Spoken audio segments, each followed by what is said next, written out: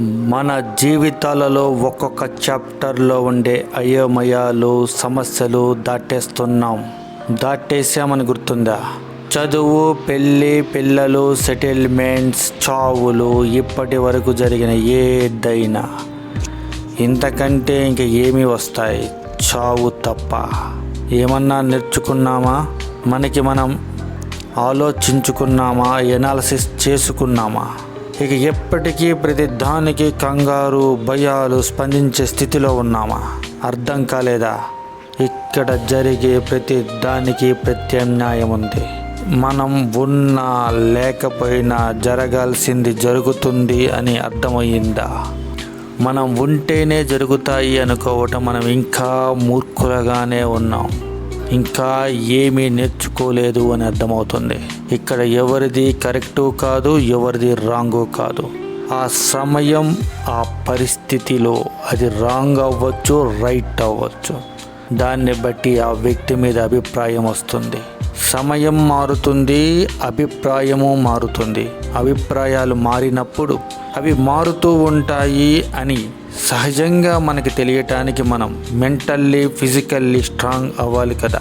మనకు జరిగిన వాటిని ఒక్కసారి గుర్తుకు తెచ్చుకుంటే జననం, మరణం సమస్య ప్రతి ఒక్కరికి ఉందే కదా. మనకి ప్రత్యేకంగా వచ్చిందా? మరి దేనికి కంగారు, భయాలు? ఒక్కసారి కళ్ళు మూసుకుని ఊహిద్దాం. కాల గర్భంలో కొన్ని జాతుల ప్రాణులు అంతరించినట్లు కొన్ని సంవత్సరాల తరువాత చెప్పటానికి, చూడడానికి మనిషే లేకపోతే అంతరించిన జాతులలో మనిషి జాతి ఒకటి ఉంది అని ఎవరికి తెలుసు? అప్పుడు మనమెక్కడా, నువ్వెక్కడా, నీ ఆస్తి నా ఆస్తి అని చెప్పటానికి ఏది ఎక్కడ? నీ పేరు ప్రతిష్టలు ఎక్కడ? ప్రస్తుతం జరుగుతున్న ఏ టెక్నాలజీలో వస్తున్న విప్లవాన్ని అబ్జర్వ్ చేయండి. మనతో మనుషుల అవసరాలను తగ్గిస్తూ మనల్ని పక్కన పెట్టే కాలం, మనుషుల అవసరాలు తగ్గే కాలం వస్తుంది, రాబోవచ్చు. ఎక్కడికో ఎందుకు? మన ముత్తాతల పేర్లు మనకు తెలియదు, మన ముని మనవళ్ళకు మనం ఎవరో తెలియదు. ట్రావెల్ వీసాలో వచ్చాము. వీసా పీరియడ్ ఉన్నంత వరకు అన్నిటినీ తీసుకోవటానికి, చెయ్యటానికి, దాటడానికి మెంటల్లీ, ఫిజికల్లీ రెడీగా ఉండడం తప్ప ట్రావెల్ వీసా ముగిసిన తరువాత నాకు ఇష్టం లేదు అన్నా, నేను వెళ్ళలేకపోయినా ఇక్కడ అన్నీ వదిలేసి వెళ్ళాల్సిందే. విత్తనంలో నుంచి మొక్కను మానుగా మార్చి ఆ మొక్క ఎదగటానికి ఆహారంగా నీరుని వర్షం రూపంలో, ఎదగటానికి సూర్య భగవానుడి రూపంలో, ఉండటానికి భూమాత రూపంలో, పలకరించడానికి పక్షుల రూపంలో, విత్తనం మొక్కగా మారటానికి కాలం, బ్రతికి ఉన్న జీవం అని తెలియటానికి ఆక్సిజన్, అన్నిటినీ కలిపి పంచభూతాలు సహాయంగా ఉంటే గాని బతకలేని జీవితాలు మనవి. మనకి ఎందుకు ఏ అహంకారాలు, భయాలు? ప్రశాంతంగా, ఆనందంగా ఉందాం.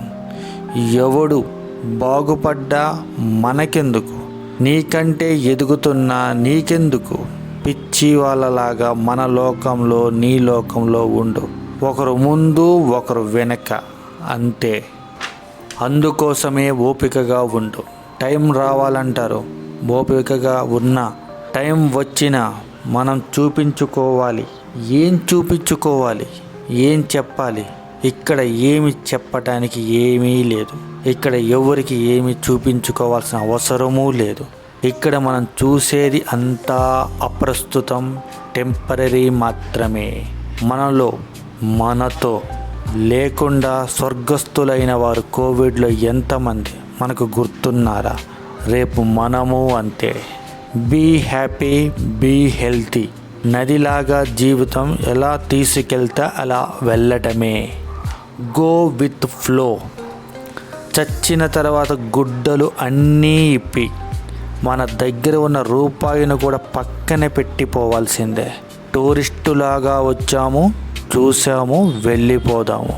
ఎప్పుడు పుడతామో, ఎప్పుడు సస్తామో, ఎవరికి పుడతామో మనకి పుట్టిన వాళ్ళు ఏమవుతారో, మరలా పుడతామో లేదో కూడా తెలియదు. మన జీవితంలో జరిగే ప్రతి ముఖ్యమైన సంఘటనలు మనకు తెలియవు. అలాంటప్పుడు పక్క వాళ్ళ జీవితాల గురించి మనకెందుకు? మన జీవితం మనం చూసుకుందాం. పక్కవాడి బుక్కులో ఏముందో మనకెందుకు? మన బుక్కులో మనం ఏం రాస్తున్నామో, ఏం జరుగుతుందో మనకు తెలిస్తే చాలు. మనం మనుషుల మధ్య ఉన్నాం, అడవిలో జంతువుల మధ్య కాదు. ఎందుకంటే ఎప్పుడు ఏ జంతువు అటాక్ చేస్తుందో అని అడవిలో అలర్ట్గా అటాక్ చేయడానికి రెడీగా ఉంటాం. కానీ మనుషుల మధ్య మనకు తెలియదు. మనిషి అనేవాడు సృష్టి నాశనానికి మాత్రమే పనికొస్తాడు. బ్రతికి ఉన్న జీవజాతులలో తన జాతిని తానే మింగేసే జాతి మన జాతి, మనిషి జాతి. అందుకే మనం ఎప్పుడూ అడవిలో జంతువుల మధ్య ఉన్నాము అన్నట్లు మాత్రమే ఉండాలి. ఎప్పుడు ఎవడు వస్తాడో, ఏమి అటాక్ చేస్తాడో అలర్ట్గా రెడీగా ఉండాలి.